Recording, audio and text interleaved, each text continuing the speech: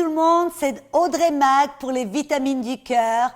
Alors aujourd'hui, je vais répondre à une question que je reçois très souvent.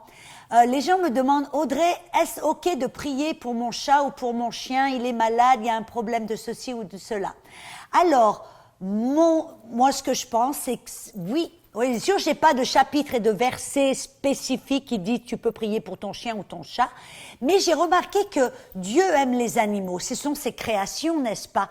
Et vous vous rappelez, dans Matthieu 6, on voit un passage où les disciples étaient un petit peu souciés de ce qu'ils allaient manger, boire et les habits qu'ils allaient se mettre dessus, bref.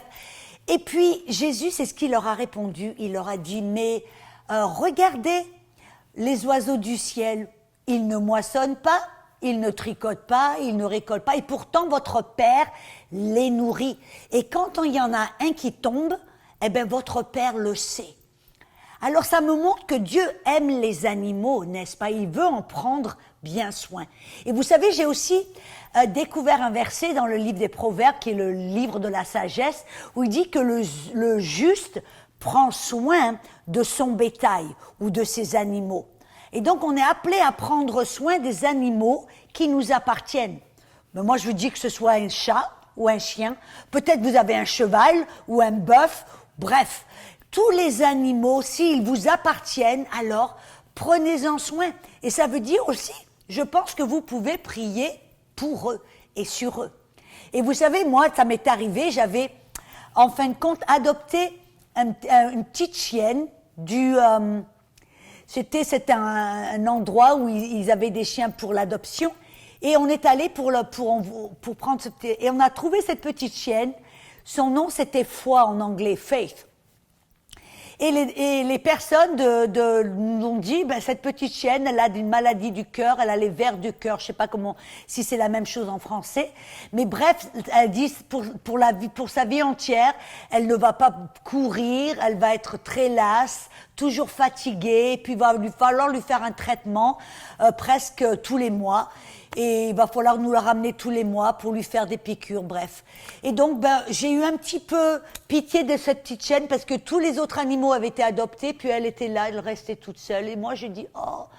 Et puis, son nom était Foi. J'ai dit, bon, ben, on va la ramener à la maison.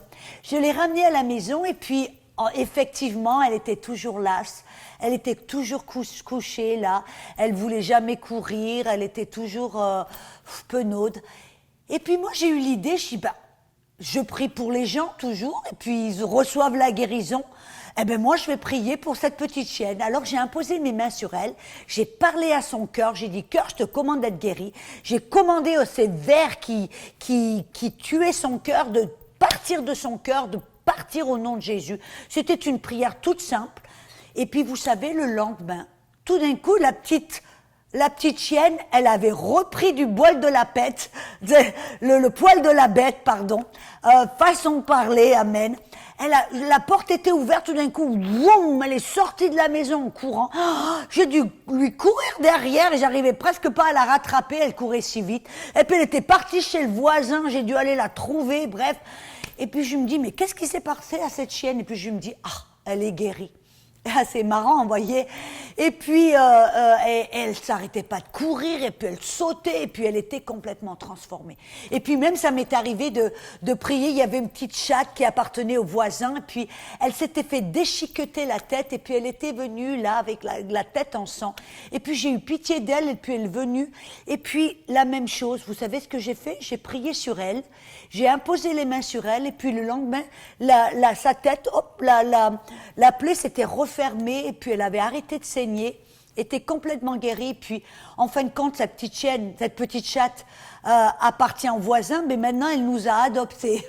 Elle nous quitte plus, elle vient là, bref, et toute belle petite chatte. Et puis, bon, ben, j'ai appris, vous voyez, qu'on peut prier pour les animaux. Dieu aime les animaux.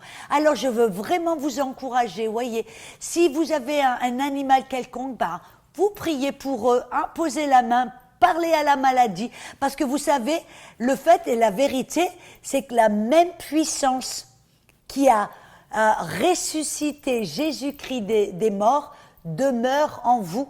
Et la Bible dit que si le même esprit qui a ressuscité Jésus-Christ des morts demeure en vous, il va vivifier le corps. Oui, même le corps de votre petit chat, de votre petit chien ou de tout animal.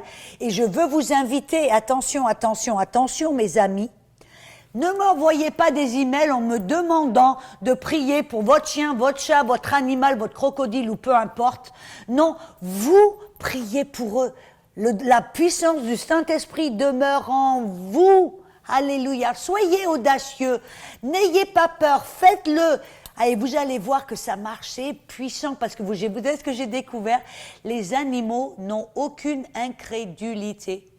Ils n'ont aucun faux raisonnement, une fausse mauvaise de pensée. Et c'est votre foi qui peut les guérir. Amen. C'est votre foi qui va les guérir, pas la leur. Alors, si vous osez croire que la puissance de résurrection demeure en vous, alors allez, faites-le. Et vous allez voir, vous allez vous réjouir de voir que vous n'avez pas besoin de l'amener au vétérinaire, qu'il est guéri là tout seul par vos prières, par votre foi, par la puissance du Saint-Esprit qui demeure en vous. Soyez bénis et à bientôt pour une autre vitamine du cœur.